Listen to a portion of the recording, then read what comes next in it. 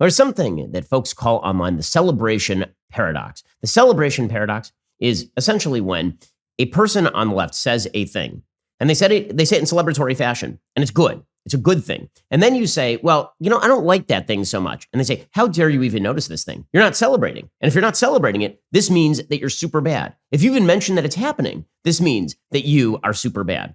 There's a great example of this yesterday. Chuck Schumer, who is going to maintain his majority leader status thanks to Republican underperformance in the last midterm election. Chuck Schumer yesterday, he was talking about why there needs to be an amnesty for 11 million illegal immigrants. And the case that essentially he made was the Great Replacement theory. So the Great Replacement theory is this theory that basically there are people who are purposefully bringing in folks from south of the border to replace people who are not being born in the United States in an attempt to change the demographics of the country. And that's considered a racist theory because, after all, the idea that there are people who are being shipped into the country of different races and ethnicities, and that's going to change the demographic makeup of the country and therefore the voting base of the country. If you oppose this means that you are a racist. Now, here's the reality. As somebody who believes that ethnicity is not destiny, that demography is not destiny, I don't really care where people come from so long as they actually reflect the principles of the Declaration of Independence and the Constitution of the United States.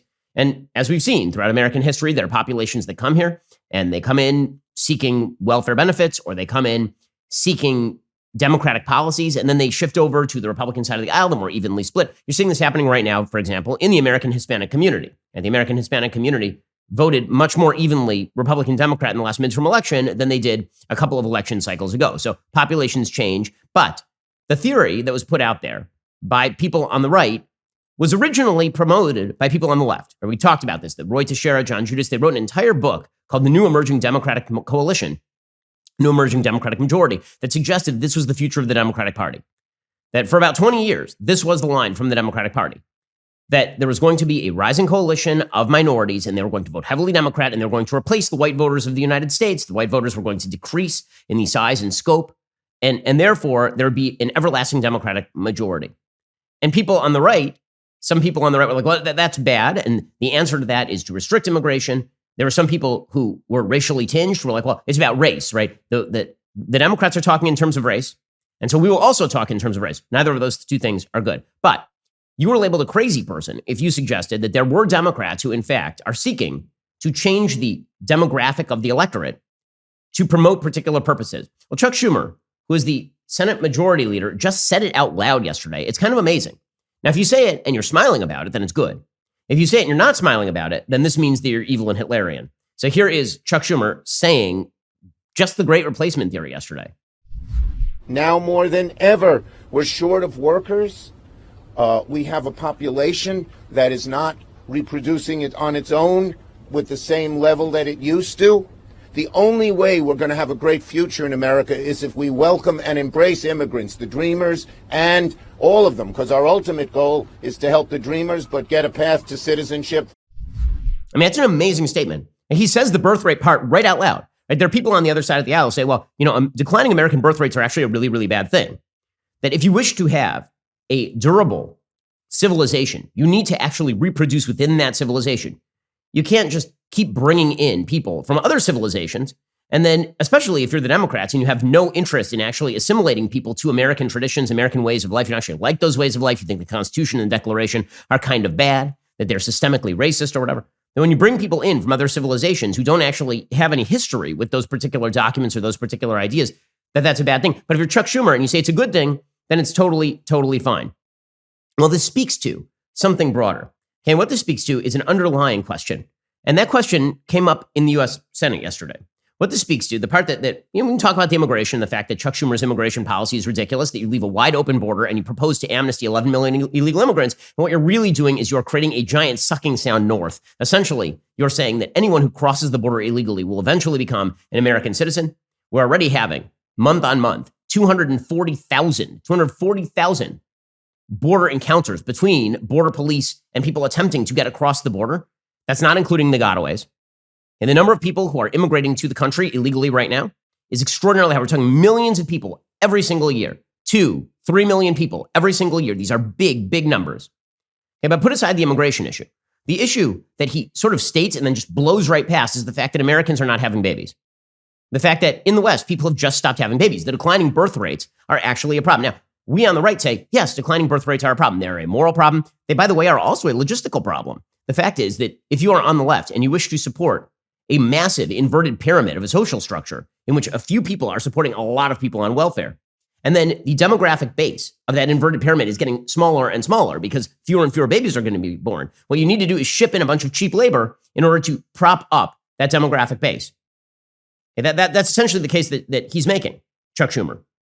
It's a bad case. It's a bad moral case. The answer would be, theoretically, maybe people in America should have more babies. We'll get to more on this in just 1 second. First, folks, do you feel like you ever don't get the respect you deserve? Well, there's one way you can get that respect right quick, and that is established titles. Established titles is your opportunity to earn the title of laird or lady and gain the respect you deserve. All you need is 1 square foot plot of land in Scotland. Established Titles is a project based on a historic Scottish custom where landowners are referred to as lairds, or lords and ladies in English. In your title pack, you will be bestowed with at least 1 square foot of dedicated land on a private estate in Edelston, Scotland, plus an official certificate with a crest. Your certificate features a unique plot number with which you can see the exact location of your land. I, for example, am already a lord. I have a plot of land over in Edelston, Scotland, and here is my certificate to prove it. This is now my pronoun. Titles packs from Established Titles are a fun and unique gift for any occasion. There are even couples packs that come with adjoining plots of land for that special someone in your life. With your certificate, you could officially add the prefix of Lord or Lady to your credit cards, plane tickets, even your dating profiles. Plus, Established Titles commits to preserving the woodlands not only in Scotland but around the planet. They have partnerships with global charities like One Tree Planted and Trees for the Future to help with our afforestation efforts, and for every order they receive, a tree is planted. And get this, Established Titles told me the first 200 people purchasing a title pack using my exclusive link receive a plot within a few walking minutes of my own over in Shapiro stand. So, depending on how many of you want to become a lord or lady, we can build our own kingdom.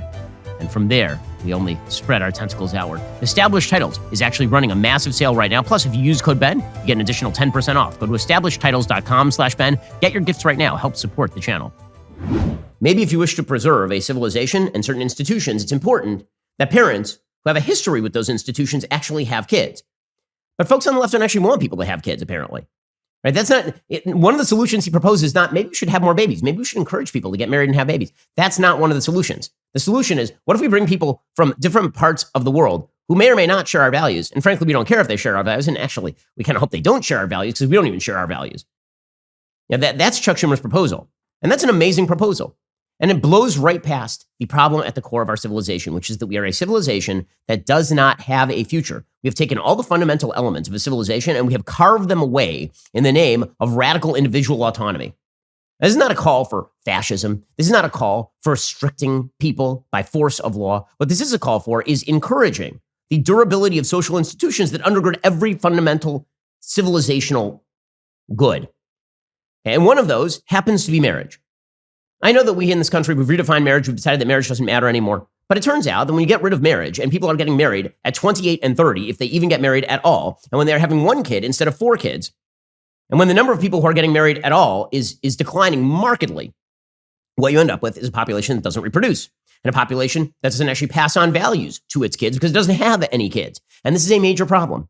This is why I've been talking a lot over the past week about the issue of same-sex marriage. And a lot of folks are like, well, it's a dead issue. I mean, the Supreme Court decided in Obergefell. Well, yes, it is a legally dead issue because it has been decided in Obergefell.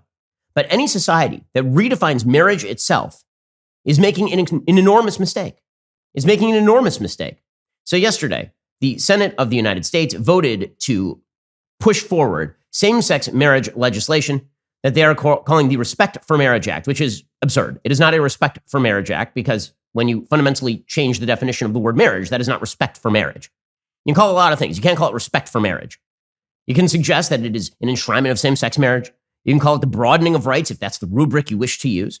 What you can't suggest is that it's respect for marriage.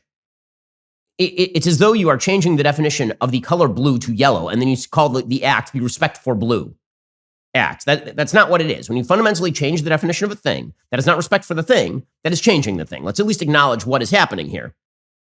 Well, according to the Wall Street Journal, landmark legislation that would cement same-sex marriage rights into federal law cleared a decisive hurdle in the Senate on Wednesday, with lawmakers aiming to get the measure to President Biden's desk in the coming weeks. The 62-37 vote underscored how a once politically divisive issue now draws bipartisan support, despite opposition from some social conservatives, less than a decade after same-sex marriage became legal nationwide under a 2015 Supreme Court ruling. Okay, so it is 2022. It has been 7 years.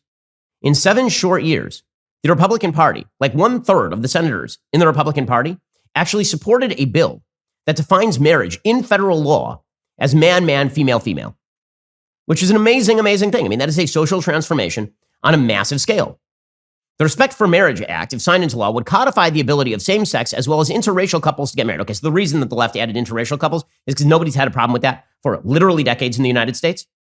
Like no one. If you look at the rates in polls of people who approve of interracial relationships, the answer is nearly 100%. The Democrats threw that in there so that they can say that if you voted against this, it's because you don't like interracial marriage, right? It's just one of these stupid legislative tricks that people play all the time with omnibus packages, as I mentioned yesterday. They basically have a crap sandwich of a bill, and you add in one provision that's good, and then people vote against the crap sandwich and say, oh, well, you oppose the provision that's good. You pass a $1 trillion boondoggle, but in there you say, and also we wish to give $1 million to women who have disabled babies. And you're like, I'm not going to vote for that bill. Like, well, you hate women with disabled babies. This is the stupid game that we play in American legislative politics. It's not about interracial marriage. That's not what this bill is about at all. It is about same-sex marriage, obviously. The bill needed 60 votes to proceed under Senate rules, and it got apparently 62. The proposal faces at least one more vote in the Senate. It would need approval by the House by the end of the year to become law. So they're going to try and ram this thing through before Republicans take over the House of Representatives. Joe Biden reiterated Wednesday he backed the legislation. The House is expected to pass it after approving a similar bill earlier this year. So what exactly happened here? Well, what is in the bill? It basically says that even if Obergefell were to be overturned in the future, the federal definition of marriage would still include male, male, female, female. Also, it does not require states to issue licenses to same-sex couples, but it does require states to essentially assume full faith and credit for marriages that happen in other states. So let's say Texas does not have same-sex marriage, but California does. Okay, so you get on a plane, you get married in California, you come back to Texas, and now Texas has to treat your same-sex marriage the same way under law it would treat a male-female dyad. Right? That's what this says. What it also says is it says that if you have a sincere religious belief and it's within the context of a religious institution, then the law cannot force you to cater to same-sex couples. So for example, you are a church. The law, under the federal law, can't force you to participate in a same-sex marriage.